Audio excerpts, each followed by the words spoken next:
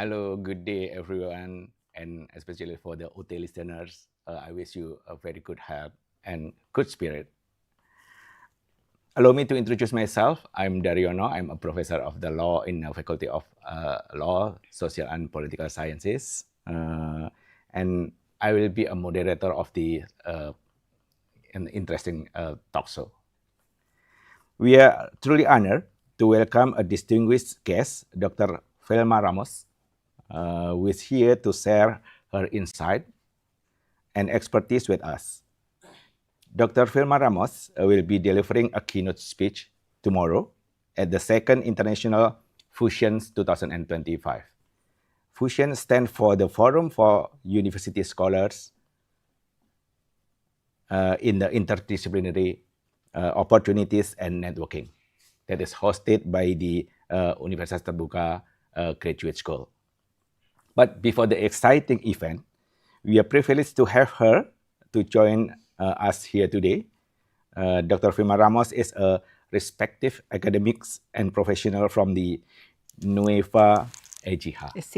Nueva Ecija, University of Science and Technology, or stand for NEUST, Cabanatuan City, the Philippines. She currently holds several key positions, including the head of the Regional Centers for Indigenous People Educations, and then the program chair of the Graduate School of the Public Administrations, and among others. Her research interests are in the area of, but not limited, the advocacy of the indigenous people rights, the public administration and governance, sustainable developments, and the environmental policy. And our topics today will be surrounding her expertise. So without further ado, let's begin our conversation and make a most this opportunity to learn from her remarkable journey and contributions. Everyone, welcome Dr. Vilma Ramos. Dr. Vilma Ramos, how are you? Thank you so much. I'm good. I'm very honored to be with you this afternoon.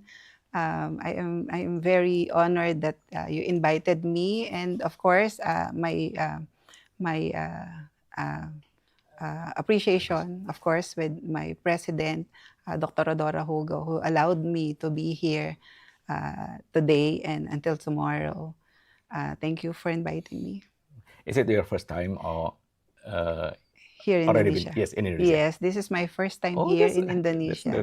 That's why I'm very excited. We are actually neighboring. It's not too far. Yes, not that far. Okay, Dr. Vilma Ramos.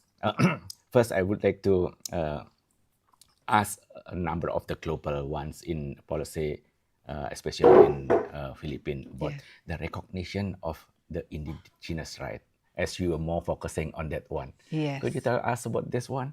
Yes. In the Philippines, we have the Indigenous Peoples Right Act, or the IPRA law, recognizing the indigenous peoples in our country. So we have we've been implementing this law, and right now we are currently in the process of enhancing it. Actually, our university, the Nueva University of Science and Technology, established in 2017 the Center for Indigenous Peoples Education, wherein we provided the indigenous peoples youth or the student affirmative action. They come to our university. Those who are we have this entrance examination. So if you belong to that group, our university have affirmative action on that, so that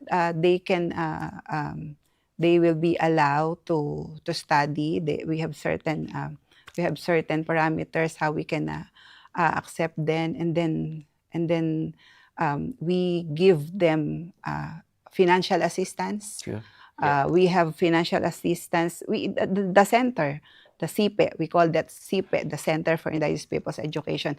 We are just the link for the indigenous peoples, the IP community, and the government agencies who can extend support to Right. these young IP students so that they can study well. They will not worry about their financial problems. So they have their financial assistance, scholarship from CHED, also their houses, boarding houses that came from our LGU, the provincial government of Nueva Ecija dormitory, provincial dormitory, and of course other different local government units, different organizations. We have our alumni, we have our university government in the school that we have. We had private individuals that show support for this indigenous people's student, the young ones. And for the IP community, we also extended. We have different extension programs that came from our research. Actually, the last one that we had is the storybook writing. It is a research project that resulted into an extension program for 5 municipalities in our province, and we are very honored with that. We are very proud with that research project because it was recognized no other than the Times Higher Education. Last April 2025, we are shortlisted or being the finalist in the category of Research of the Year of the Times Right. Higher That's good. Education. Yes. Congratulations, Yes. Thank you. Dr. Thank Ramar. you so much. Dr. Ramar, everyone's the OT listeners, the indigenous people in the Philippines is quite similar to what we call in Indonesia as a masyarakat hukum adat. It's a customary people Yes. in Indonesia. So we do have a similar term for the indigenous as a adat community. And I think we have learned after you have this kind of the policy on the affirmative, related to yes. the indigenous people. What is the university learn? What the university learn from that one? Yes. We in what we have in our university, since we are from the academe, of course, we are looking into preserving actually their culture and tradition, because Right. we know that this traditions, the culture is they came from their elders, the indigenous people's elders, their leaders. So I mean, they can no longer, they will not be with us forever. Exactly, that's right. So the That's necessary. preservation of their cultural Culture, heritage and their living tradition, we are trying to document it.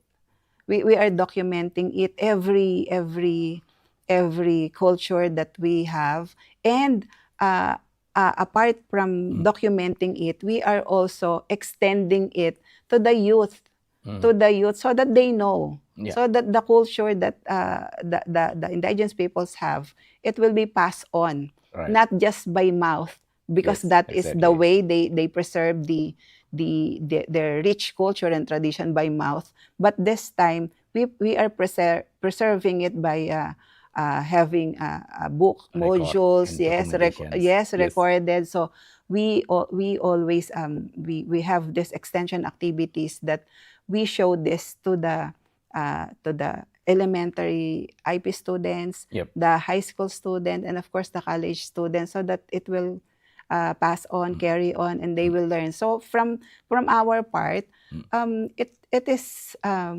we can see how this culture reflects our day-to-day lives. Yes. So exactly. we maybe we don't consider as indigenous peoples, but you upon learning this culture and tradition, you will see in your heart that we all came from this group, We came from this our ancestors. We call them our ancestors because they are the first people here.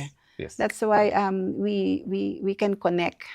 We can connect with their traditions that we actually have during our early years. I Right. think yes. Right. So that's the basic thing, and of course, I consider actually, if you ask me who is the most resilient people or individual we have, I think it is the indigenous peoples. Why? Right. If you will ask me during the pandemic, Yeah. during the lockdown, we as an ordinary people who are depending on our salary and the what do you call this, the help Yeah. from the government, Yep. we are just Yep. waiting for them in our house, but not the indigenous They are peoples. independent. So Yes, they are that's it. very independent. They go back to their land, Yes. to their mountains. They Right. live there peacefully. They don't have this mass. They can plant. They, even if you do not provide them this food from the government, they Assistance. Yeah. can live.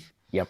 They Yep. they're very resilient during that time, and really, I think that's one lesson that we should learn from that situation that we had.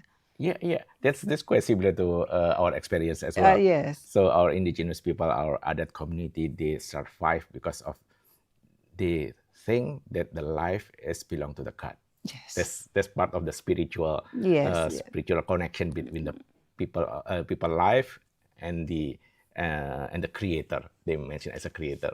So I think that's very insightful policy related to how the what they call as you because you have students who experiencing the generations, the past generations that will be passed to the next generations. And the university have a kind of the policy related to documented and recorded. That's very excellent, I think. Yes. In regard to the government itself, Dr. Vilma, how is the government look at the or recognize or probably have a say to how the indigenous people survive in the future? Basically, since we have IPRA law, so our government recognize the indigenous peoples. First and foremost, we have representative. We have in the parliament. In the parliament. That's very good. Yeah. There are advocates of indigenous peoples in the province. We have we have the indigenous peoples mandatory representative. So meaning that mandatory representative from the IP community came from barangay to municipal to provinces, and also they also join in the Congress. Yes, and in the Senate there is Senator Lauren Legarda, who actually she is an advocate of indigenous people. So the Philippines is basically recognizing the indigenous peoples. We also have this National Commission on Indigenous Peoples. We have the central office, the provincial offices that we have a strong relationship. That's why we have this kind of activities, because we are collaborating with the National Commission on Indigenous Peoples Education. Okay, that's very good. That's what the equality have to be ascertained in a parliament, right? Yes, because sometimes they are quite difficult to listen or to hear the community of the indigenous, because it's many of the parliament's member may never they may not understand about this issues. What are the issues among the indigenous peoples communities, but the government recognize them, and we have this system that take care. That is the National Commission on Indigenous Peoples that take care of the of the IP communities in the country. Yeah. Okay. Well, that's very good. That's good. It's quite different from us in our parliaments. There has not been set this kind of mandatory representations from the other community. I think this quite important for all of the UT listener, that the mandatory representation of the other community have to be set in a parliaments. Because the the interest of the other community is only will be only be spoken by them. By It's them. not by the others. Yes. Yeah. Yes. Okay. This and again, what are the challenges currently that's faced by the indigenous community in regarding the implementation of the IPRA? We could say that challenges, there are, though we have this IPRA law. Yeah. Since many of, if not all, many of the indigenous communities, they lived in the so-called GIDA, or the geographically isolated disadvantaged areas. So there are communities that they just go there and live whatever they want to live. So others, they are with us, who are enjoying or acknowledging the extended help from the government.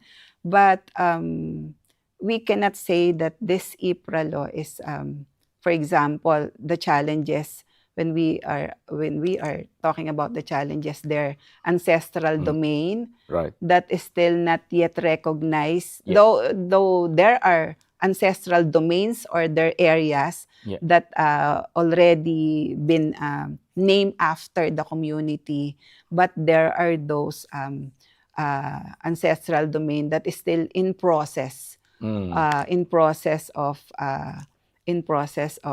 naming that area with the IP community. So before IPRA law, those ancestral domains were taken to them. That's their struggle. That's why the IP communities, let's say for example, they are here in a particular area, but since their land was grabbed, so they go to another place, and then to another place, so that until that they think that they do not have their place. So that's why they go back to the mountains. Yeah. Yes. Right. Yes. Right. So they go back to the mountains. So these are some challenges, and also the awareness. Yeah. The awareness. Though we have this law, there are not the IP community, but the mainstream, for example, that do not know this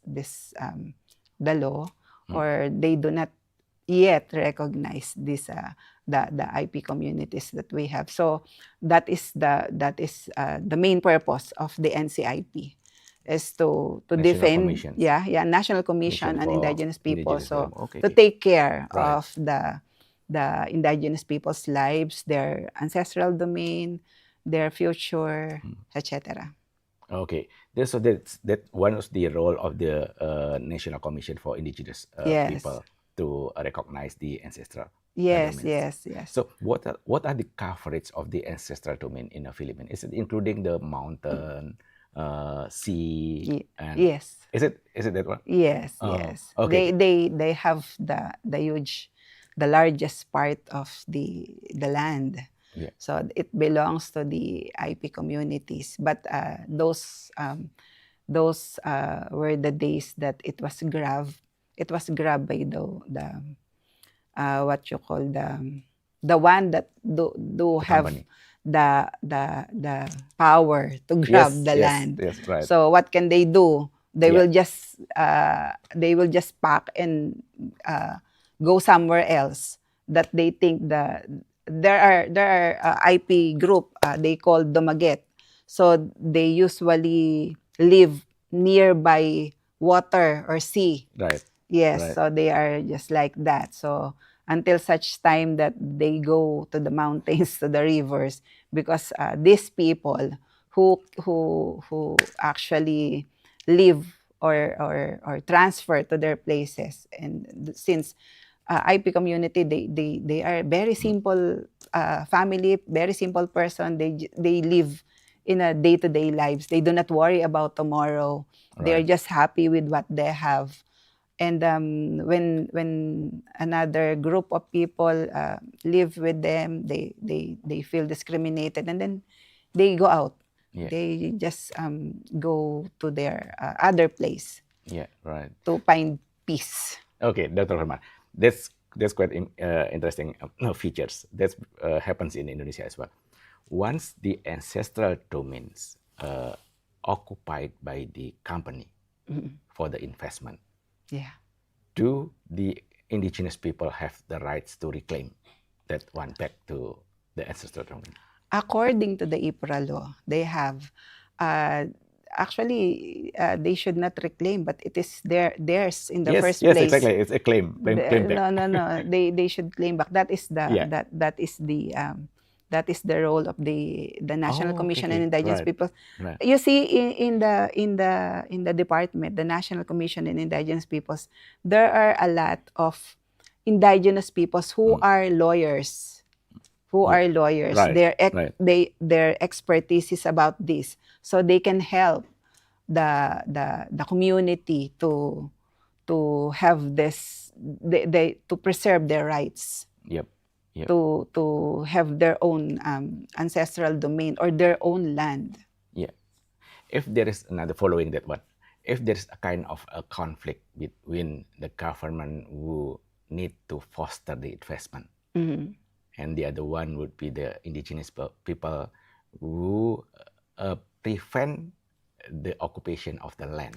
How is the If I think there are like what we have a project. So this is a project wherein a foreign investor Yep. wanted to put a tunnel in a mountain. Yeah. So what we do is to have a research.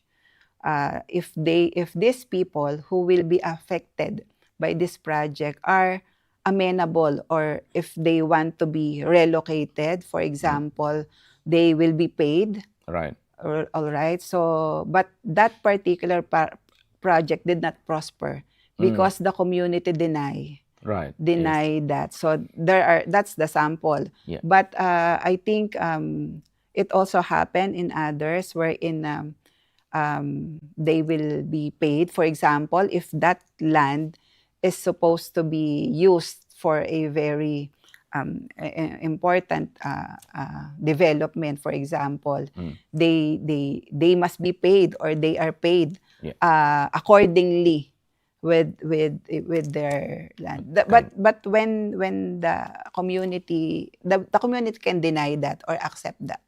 Right. Right. Yeah. Yeah.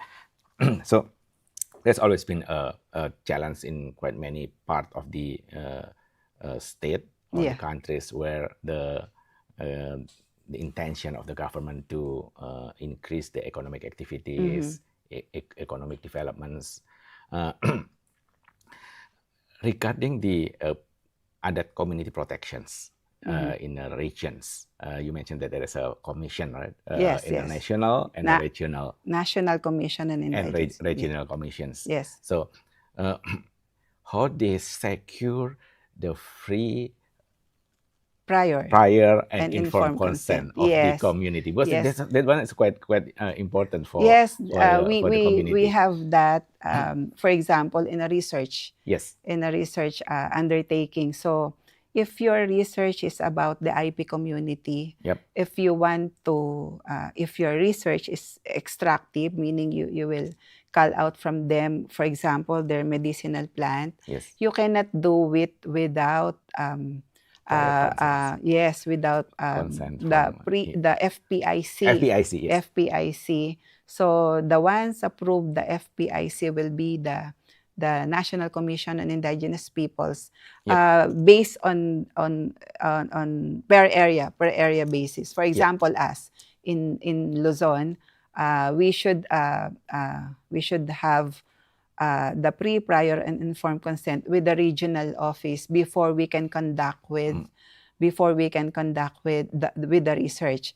And as per our experience, since we have a very good relationship with the NCIP, so we do not just seek the FPIC. We also ask the community. We have this what we call tongtongan. Tongtongan is a consultation with the community, the IP elders. We will present them our for example, our project, our research, and then they will tell us that they will give insight. Actually, that's the good thing that we have with our IP community. They will give us more easier way to have this kind of research, and they're very, very cooperative. But I think in other regions, they find some difficulties in that because it took sometimes 6 months and a year to have that FPIC. But I think it is a matter of coordination. But that is implemented, strictly implemented, because you are having a research with the subject of indigenous peoples. You should ask them if they will allow you or they will deny you. And one practice that we have in NEUST in our university, the IP community is our co-author in our research, especially when the paper is to be published. They are co-author. Yeah.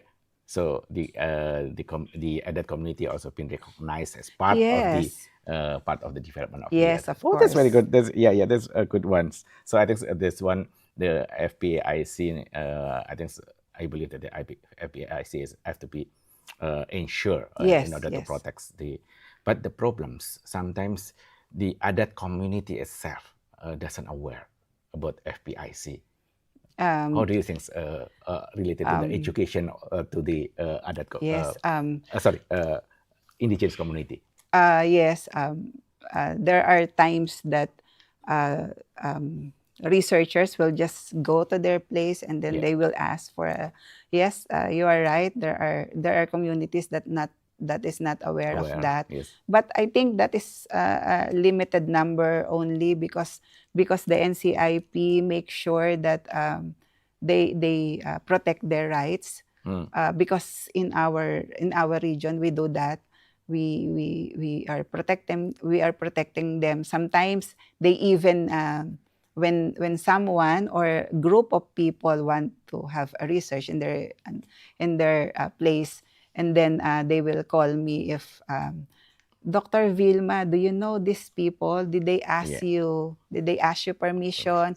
Because our agreement with NCIP, especially if the researcher will come from our university, they should have with them our endorsement, the center's endorsement. And then after that, we endorse that to the NCIP. And then the NCIP will endorse the same or these people to the IP community. But that's not all.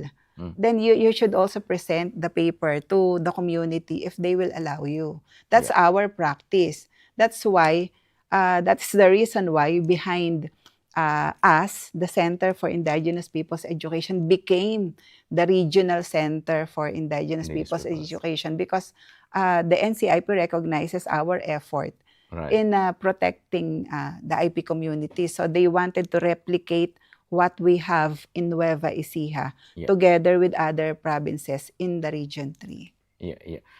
Dr. Vilma, this is another interesting ones that you mentioned about how to protect the right of the indigenous communities. Commonly, we encounter with the principle or the provision of the human rights, because some of the human rights are universal, but in other side, the indigenous people rights are particular. How to resolve this kind of things? Yes, there are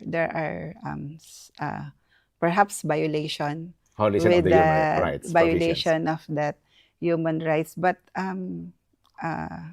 I think those were the days that the NCIP or the IPMR, the Indigenous Peoples Mandatory Representative, actually, in the IP community, they have their own Indigenous Peoples political system. Yeah, They will, if there is a problem or challenges within the community, they they resolve by resolve themselves. it by themselves. Yep.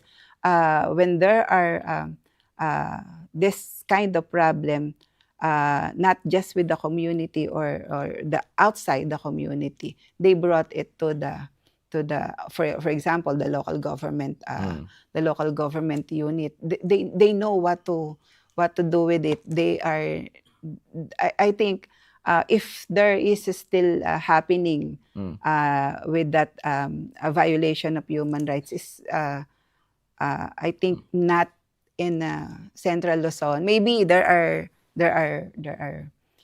still, but it is always given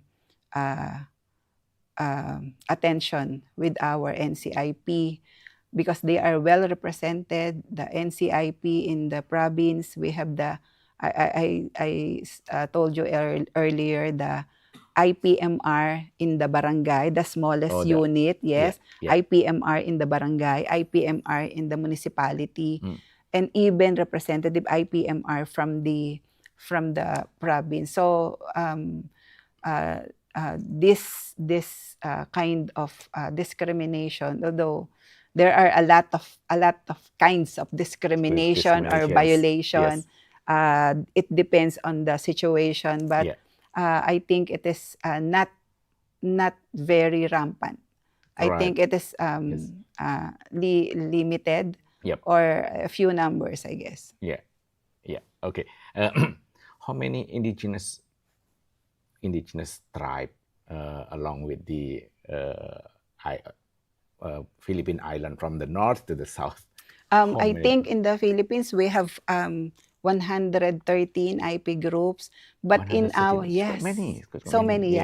In our region we have 17 IP groups, and actually in our university we have 13 IP groups represented by different students. We have in the university 13 IP groups. So they are very diverse. We have a lot of, though some of them came from different places. They are called the migrants.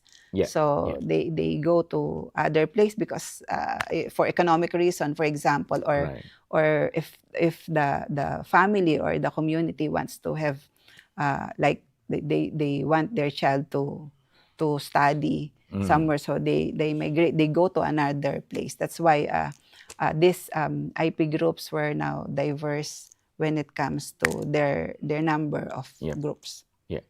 So I just because you may have kind of, the Philippines have quite many island, right? In each island probably they do have their own IP groups compared to the others.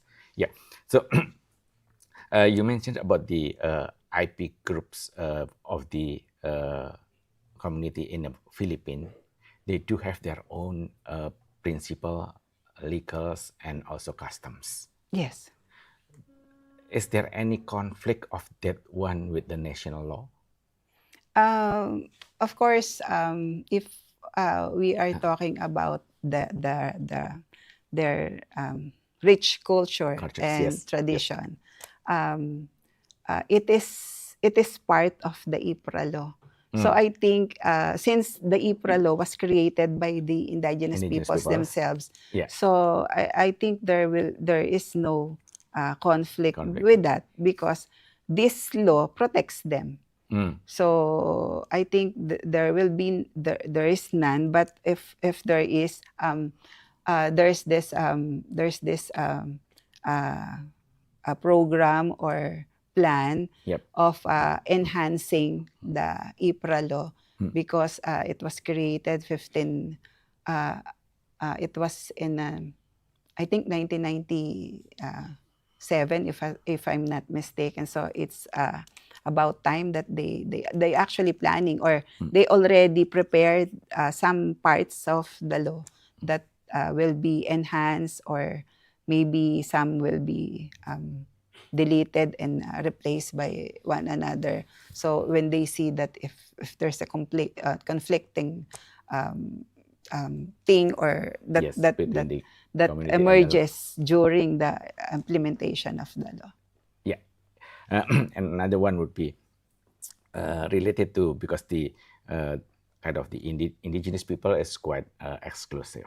Yes. Because they do have their own mechanism for resolving their conflict and dispute within the community. Is there any, I call, probably this kind of allegations of the leaders, of the influential peoples within the community that may kind of create disorder within the community? How do you think this? How will I say that? Because in my personal experiences with them, they have this respect Yes. with elders. Right. Even if you are the leader of the community, Yeah. it is the elder Yep. who will. They have So- this some kind of wisdom. Yes. Right. Wisdom that they respect, even the youth, Yep. the younger ones. When the elders say so, it will be done. I mean, there are IP groups wherein they are the one who choose who will be the IPMR. Yes. They still have that tradition. Oh, okay. This one. Yeah. It is really good. where I came from. Yeah. Others, I think they still have this kind of a law, or their resolution, because they have their own, have their own political system. Yes, exactly. So that's why that is where I came from. They have really a huge respect with their elders. That's why if you are talking with the elders, Right. you are talking with the history. You are talking with a person behind those wisdom that came from the from the community itself. And they are being respected by all of the community. Yes, they are respected within the community. They hold that position, not just in the group, but with the heart of every IP individuals in the community. Yeah. Professor Dr. Vilma, the government, I think probably in most of the governments would like to kind of increase the quality life of the indigenous people. Yes. In one side, because they are trying to educate more people. If there is a kind of intentions of the development in the indigenous people, any kind of objection or rejections from the community itself? At first, yeah. Yeah. Actually, when we established the Center for Indigenous Peoples Education in 2017, it's really hard for us to recruit students to enroll in the university. Right. We actually go to each community areas to ask their parents if they will allow their children to be to educated. study. And many of them deny. Why? Because they are worrying about I don't have money. I cannot let them go there and study without money. They are thinking that their children cannot survive. Right. And of course, the thinking of their children will be in a far place, or away from them. But that is the center goes in. So that's the center goes in. So We tell them that there will be a place for the IP students. There are assistance, financial assistance Yeah. for the Yes. student. Actually, during pandemic, we also provided them with the load Right. for them to cope up with the online setup that Yes. we had. Eventually, luckily, fortunately, the center succeeded with that. Oh, that's great. That's very We good. already have 127 IP students who graduated. Oh, that's They very are teachers, nurses, yeah. architects, criminologists. Mm. There are also a lot of working in our university. That Yeah. is what we call from enrollment. So we urge them to enroll to To become study the in NEUST, and then right after that, study and we help them to be employed. employed for. So Oh, that's we okay. have that's one good thing that we have in our university. There is a challenge in recruiting them, but now Mm. if it's time for them to enroll, I have a lot of messages, phone calls coming from the IPMRs. Yeah. The IPMRs also do their job. The recruitment. When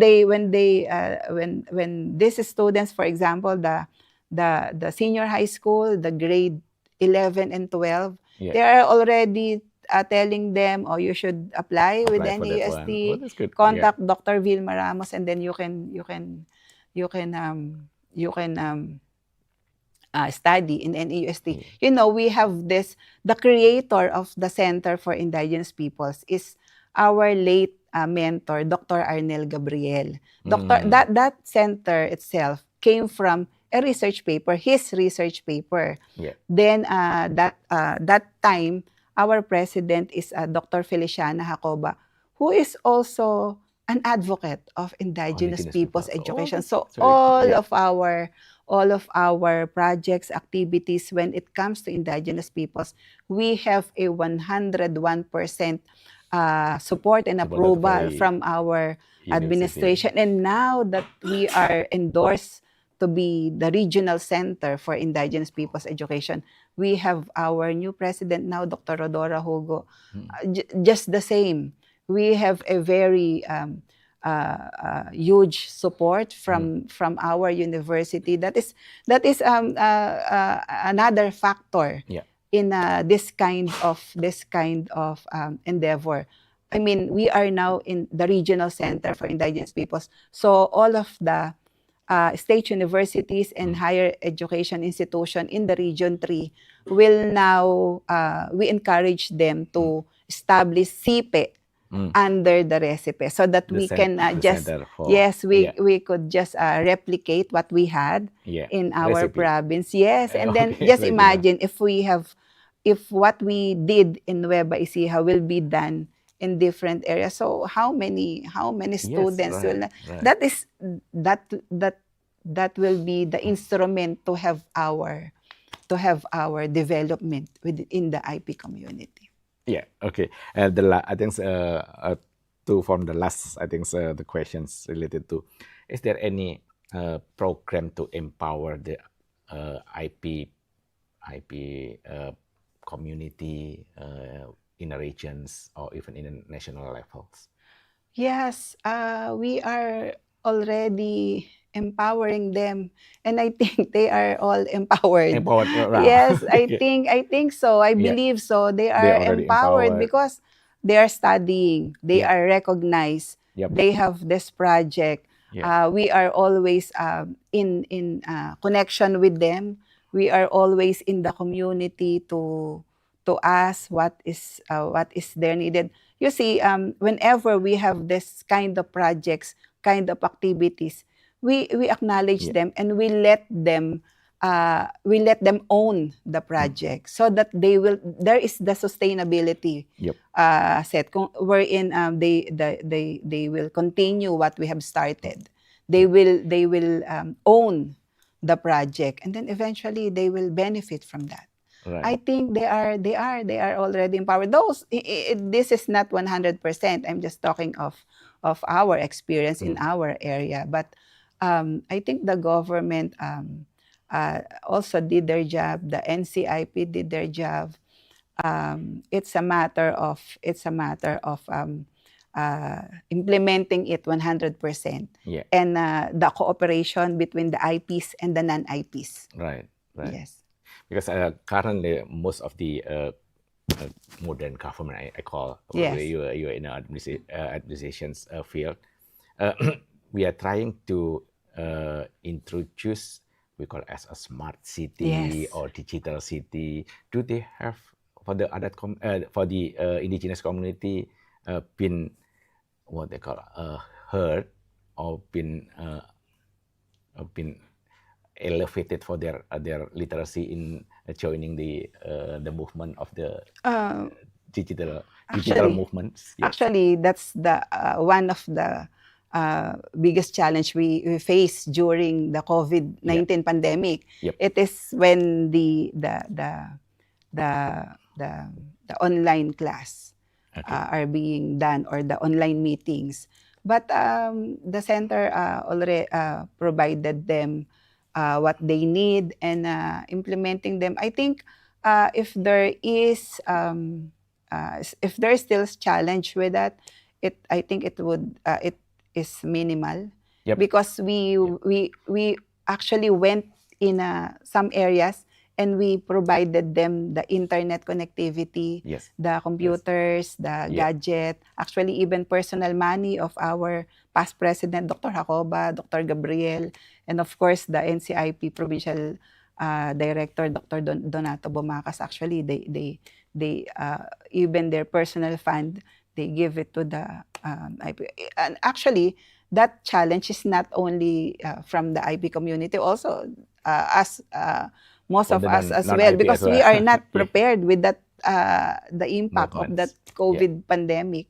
Then, but it's I think it is a development that we must accept, Yep. that we must adapt, or else you will be left behind. Yeah. Yes. The last, what do you suggest on protections, empowerments, or even elevations of the recognition of the indigenous people in the world? In the world. Yeah. In the world. So, recognition, I believe it will come from within you. Yep.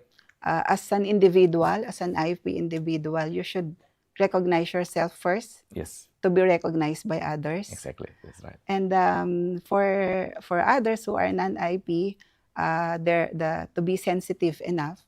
Yep. That they came from different group, different individuals, different culture, what they have. I think it's more on adapting. Yep. It's more on trust with the system, Yep. with the community, because technology is not the end goal of us right now. Exactly. What we need is to have a government with not just transparent and accountable, but also with empathy. Yep.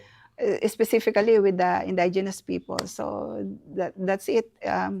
You recognize, for you to be recognized, you should also recognize yourself, recognize your strength, recognize your right, and then the other will follow. Yeah. Okay. Thank you. UT listeners, I think we have learned very insightful and exciting thought of the Dr. Vilma related to how the indigenous people in the Philippines, as well as in the world, that have to be protected, because it's coming from the inside of us. We all indigenous. So Correct. we have to protect ourselves, also have to value ourselves as well. If you want to value the right of the indigenous people, it's coming from you. Okay, thank you. And we are waiting for the questions from the audience.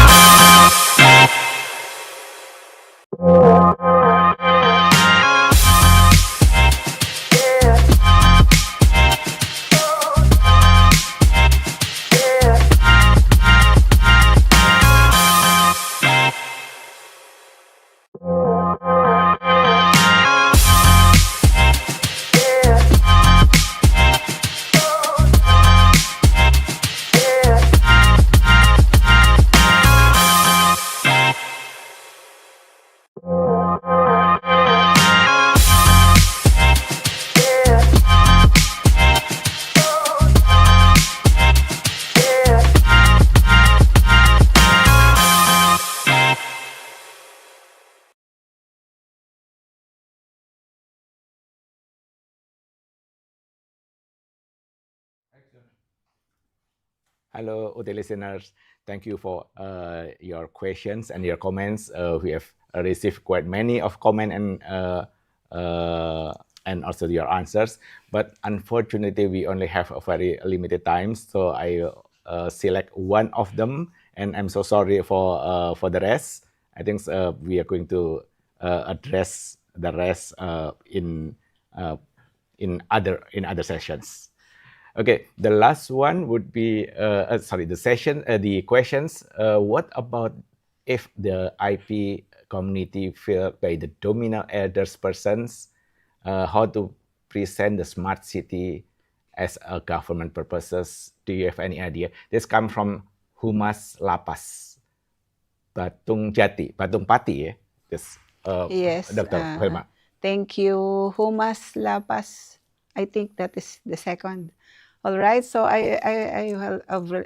we have discussed that earlier. So it is their right to deny, oppose, or accept any development that will be done within their area.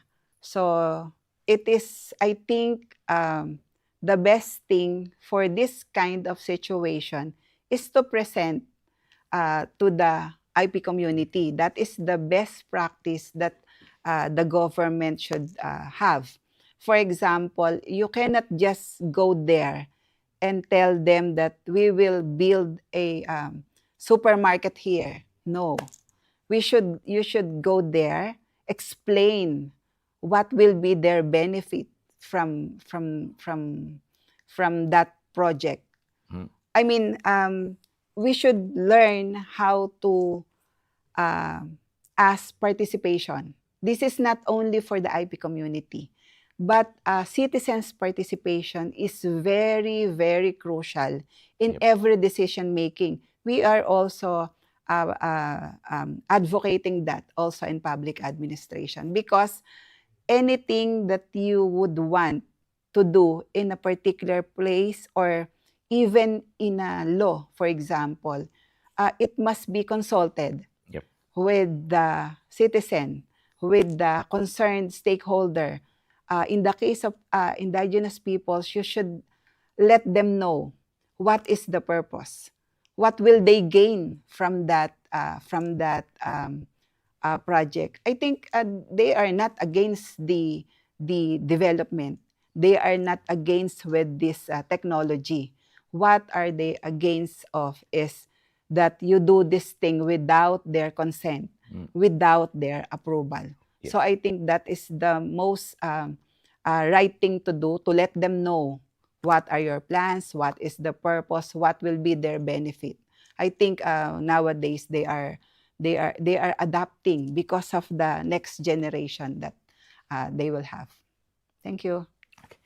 Thank you, Dr. Vilma, for your very insightful and enlightenments. UT listeners, thank you for joining us with the special talk show for today. We do have very interesting and very insightful speakers that with us, Dr. Vilma Ramos, and I think we'll see you again in the near futures. All the best for you all, UT listeners.